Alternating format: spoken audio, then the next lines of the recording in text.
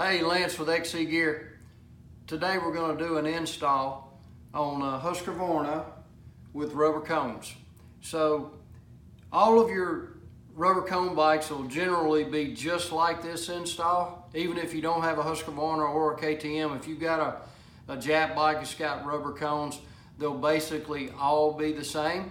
So this is an install of a version 2 MAKO, which we've been producing for about a year and a half. A lot of people have been watching an older video from a version 1, and then we get phone calls and they're like, hey, I think you sent the wrong stuff because my MAKO doesn't look like that. So this video will kind of clarify what we're producing now and will be producing in the future, and hopefully show you the way that I put them on. I'll put a whole bunch of them on. So this video will kind of help do it. But we've removed the stock handlebars, of course. They're laying, I just lay them over on the number plate, just out of the way like that. Leave everything on them, just lay them over out of your way. I removed the rubber cones out of the triple clamp, so the clamp's clean. I got all my parts laid out right here, and then I'm gonna go to work, and hopefully the camera, I'll talk as I'm going, and the camera will keep up, and we'll put a MAKO on this thing and show you how fast we can do one with a rubber cone bike. So, all right, I'm gonna go to work. So everything's cleaned off. I'm gonna get an upper cone on a bunch of bikes. Like the KTM and Husqvarnas, they have an upper cone and a lower cone. Some of the Jap bikes, all 4 cones match, but you see the cones will drop in. They got the dovetail on front of them. So this is my bike. I'm gonna take the upper cone, line it up in the bottom of the perch, grab a perch bolt, drop it in. I turn my perches to the back. That dot right there, the big dot, it just shows you which way the perches are reversible. It just shows you which way your perches turn. Some of them will have small dots up here. That just shows you what shift, or shows us what shift made that perch. So the cone's on the bottom perch, we got the perch bolt in. I'm gonna turn my perches to the rear. So I'm gonna put that big dot to the rear, drop that one perch in. I'm gonna do the same thing with my next perch. Dots are lined up. On this one, on some bikes, on the Jap bikes, you'll have nylon lock nuts on the perches, so you won't have to worry about doing Loctite. On the KTM and Husqvarna that we use these cones. I recommend using blue Loctite. So I just applied blue Loctite to that lower cone nut. Now I'm threading it in, just like so. These new lower cones on the KTM and Husky they're slotted, so a 17 wrench fits it just like that. So we'll see how we use that in just a minute. Put a little Loctite on this other cone. Do it like that, just keeps you from dripping.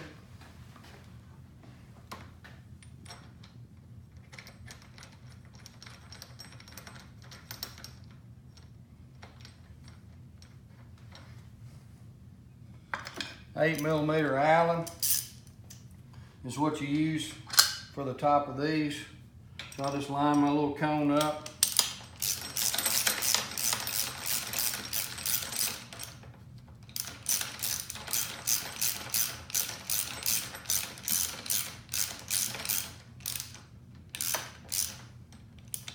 Still a little too loose. We're gonna leave these upper perches a little bit loose, and I'll show you why in just a second, because we're gonna line these bad boys up so they're perfectly lined up. That one's just about right. Jump over to this side, slide that 17 wrench. Like I say, some of the bikes will have a 15 wrench. Depends on what size nylon lug nuts you have. We're gonna run this one down so we get it to snug up a little bit, but still leave it loose enough that it'll spin. We got it going on like that. in order to get these perches to line up, so you want them lined up, some bikes will have an alignment tool in the box. It's just a little flat bar with 2 holes on each side. I just use because I install in the field so much and so many different bikes, I just use a top clamp, perfect alignment tool. You can drop it back just like this. You can put it on the front if you want to. Sometimes it's a little easier on the back, depends on what bike it is. Will tell you this, on the Yamaha bikes, it is a lot easier to remove the number plate. I have a hard time a lot of times with the Yamaha bikes. The number plate's kind of hard to reach with the plate on.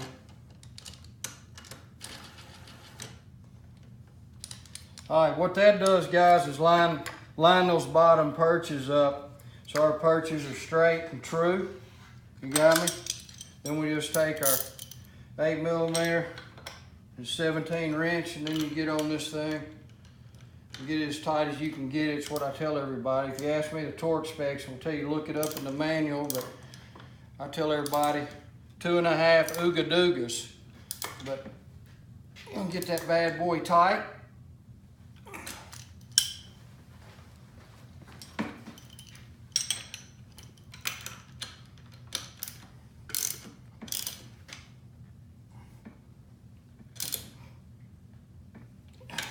She's tight.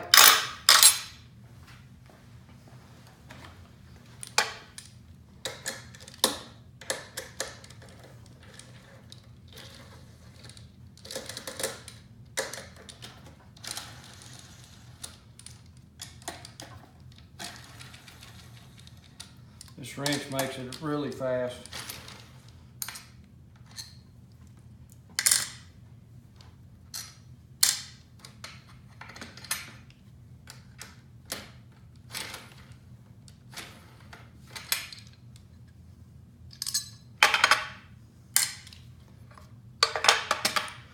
Now you get into the good stuff here.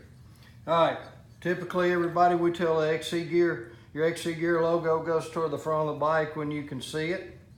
You're gonna take your Sharp Bite polymer, I'm using a blue one. Place it in the top clamp just like so. On the Sharp Bite clamp, this is the top half of the Sharp Bite clamp. It does have a front and a back. If you notice, there's more meat on this one than it is this side.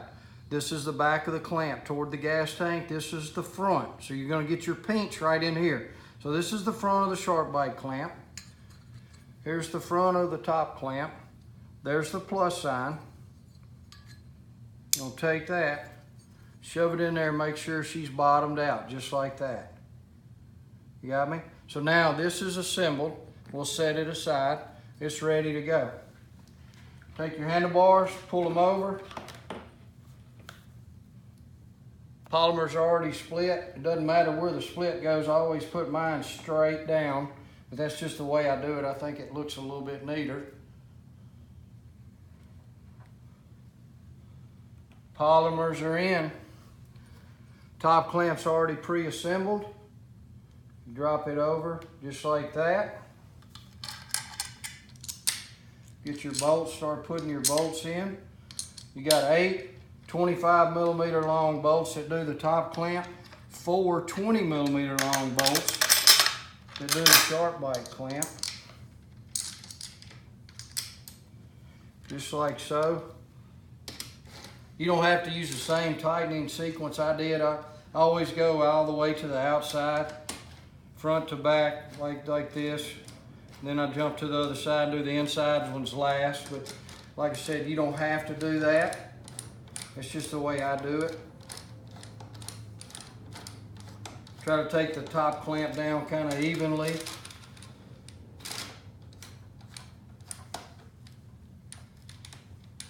You don't want to get it too tight. You want it about like that so you can still move your bars. You look down through the viewing windows. I always run mine. These are Renthals right here. I run them on 2.5. The bars are set. Go ahead and tighten these until they bottom.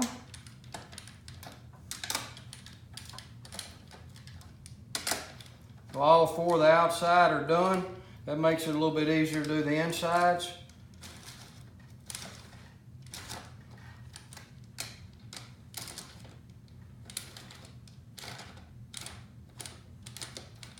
Just like so.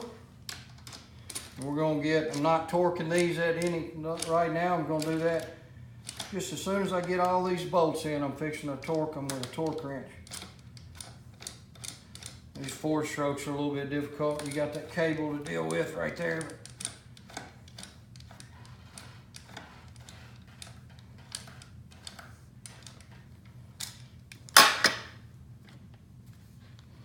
12 foot-pounds, gonna set my torque wrench on 12 foot-pounds.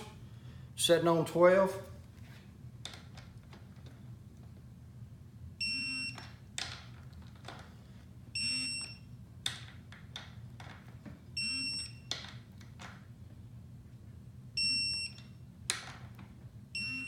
You want the mating surfaces to touch on this upper clamp. So there's no need to go past 12 foot-pounds. You'll see guys crank them down, or these pro mechanics, they're riders super fast, whatever, they want them extra tight. There's no sense in that. All you're doing is put a little more strain on the boat, but check these twice maybe. Make sure you're good. We're good. Torque wrench out of the way. The bottom of the sharp bite clamp, there's no front to back to it at all. It does not matter how you install this as long as this one's on right. So now we got our perches on. We know they're square with the motorcycle. We got our top clamp on. There's no danger in tearing the sharp bite clamp or installing it wrong because we assembled it as a unit. So if you take the clamp down side to side or front to back, that sharp bite clamp and its corresponding polymer, sharp bite polymer up in here, moves with that top clamp. So that keeps you from tearing up the sharp bite, making sure everything's lined up. We're lined up good. We know we're good right there. Grab 2 of the 20mm bolts. Shove them in the sharp bite clamp from the bottom. Then we're going to tighten these bad boys up.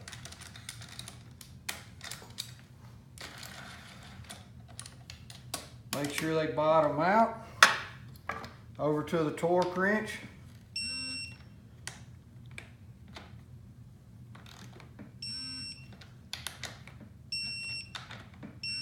Make sure you're good.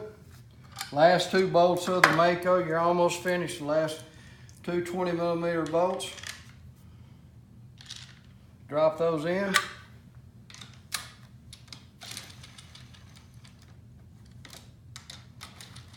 What you do when you notice, when you're installing this thing, you're gonna have an engineered gap right here. Even after you tighten it, you're gonna have an engineered gap right here. That's where you're getting your pinch. That's what holds the handlebar. Swap over to the torque wrench. I do this a little at a time, so I don't want to take one side down without taking the other, so I try to take them even. So I'll baby this thing down to make sure I get it right like I want it. We're popping on about 10 right now, still in the 10s. There's 12 right there. There's 12 there. We'll go back, check this one again.